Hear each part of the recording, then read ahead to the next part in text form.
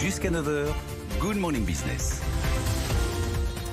Notre invité, Hubert Carré, le directeur général du Comité national des pêches maritimes et des élevages marins. Bonjour Hubert Carré. Décidément, la pêche, c'est le dossier qui fait achoper les discussions entre l'Union européenne et le Royaume-Uni.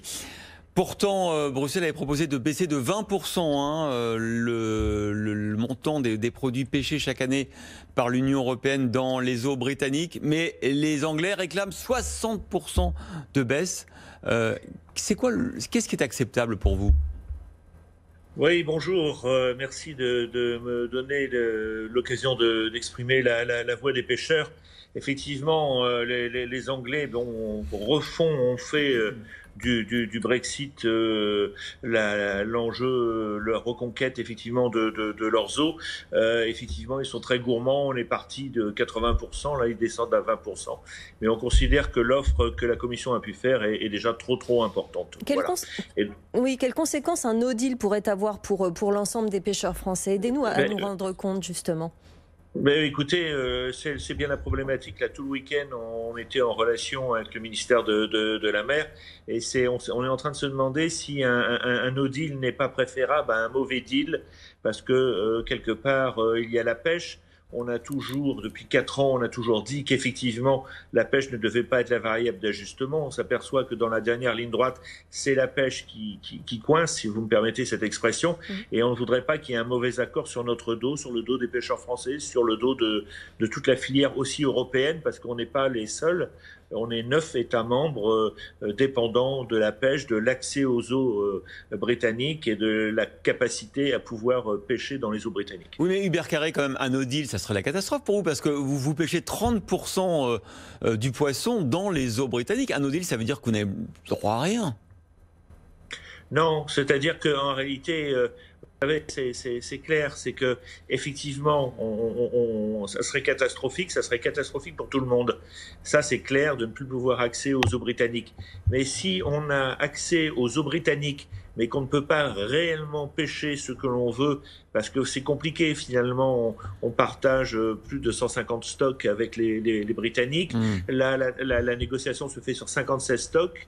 Et si vous voulez, si on fait de la dentelle, en réalité, la politique commune de la pêche est assez compliquée. Et si on fait de la dentelle, on s'aperçoit qu'en réalité, il est plus possible pour les pêcheurs de pêcher.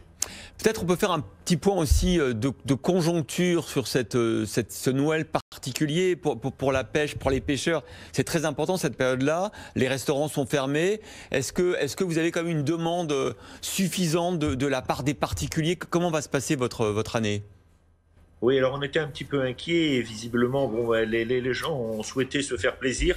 On a fait un point avec l'ensemble des partenaires de la filière, donc les poissonniers, les GMS, les porteurs.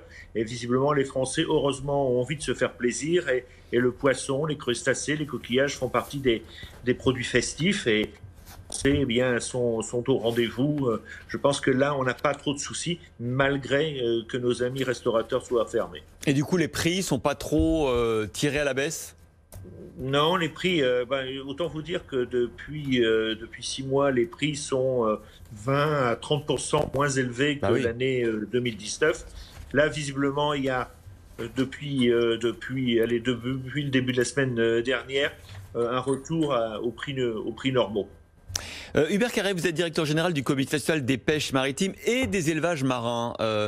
Faisons un petit point aussi sur l'élevage, le poisson d'élevage, qui est souvent de qualité d'ailleurs. Ça représente quelle part maintenant de la production ? Alors, si vous voulez, au niveau mondial, l'aquaculture, c'est 50-50 entre la production. Énorme. En France, malheureusement, on a une filière d'excellence qui n'a pas eu la possibilité et la capacité de se développer dans les 20 dernières années. Pourquoi ? C'est vrai qu'on est très très bon pour l'aquaculture bio, mais on fait beaucoup d'alevins qui malheureusement partent dans des pays étrangers et qui nous reviennent après sur le marché, quoi. Voilà. Donc ça veut dire que la filière de transformation du poisson n'est pas toujours au rendez-vous. Non, j'ai pas dit ça. C'est qu'en réalité, l'aquaculture, elle ne permet pas d'être en capacité de répondre à l'attente, l'aquaculture française, de répondre à l'attente des consommateurs. Donc, on utilise effectivement des produits de l'importation, et c'est ce qui est un petit peu dommage, quoi. Et là, par exemple, je pense à nos amis qui font l'esturgeon. C'est une filière mondiale qui produit le caviar, c'est reconnu, c'est une filière d'excellence, et malheureusement, effectivement, avec la fermeture des restaurants, des grands hôtels, eh bien, c'est une filière qui est en très grande difficulté. Vous avez raison d'en parler, et d'ailleurs le caviar d'Aquitaine, si vous faites vos courses pour Noël et que vous voulez acheter un peu de caviar, il y a beaucoup de grands magasins qui font des promotions. Allez vers le caviar d'Aquitaine, il est bien meilleur, on est d'accord Hubert Carré, hein?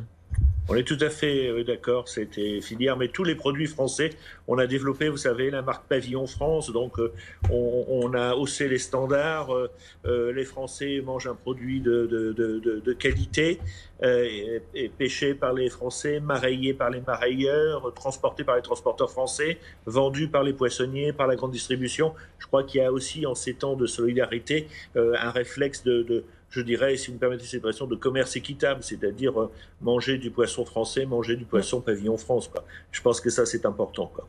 Voilà. Et on est en train de se battre justement pour qu'il y ait cette pérennité de la pêche française. Et peux vous dire qu'actuellement, on est très, très, très inquiet sur l'accord qui peut-être va se passer cette semaine avec les Britanniques. Et je vous le dirais franchement, ça ne touche pas simplement que la pêche française, ça touche même l'esprit même de la construction européenne. Parce que si on laisse croire à Boris Johnson qu'il est plus intéressant de sortir de l'Union européenne et de négocier un super accord que de rester dans l'Union européenne, c'est quelque part un pan de la construction européenne qui va s'effriter sérieusement. Merci beaucoup. Merci Hubert Carré, directeur général du Comité national des pêches maritimes et des élevages marins, d'avoir été avec nous ce matin dans Good Morning Business.